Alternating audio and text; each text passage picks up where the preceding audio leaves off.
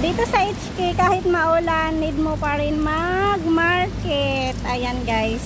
So, maulan na hapon today. Need ko mag-market kasi wala na kaming gulay.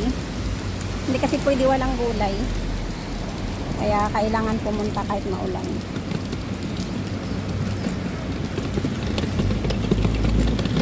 Pauwi na ang people.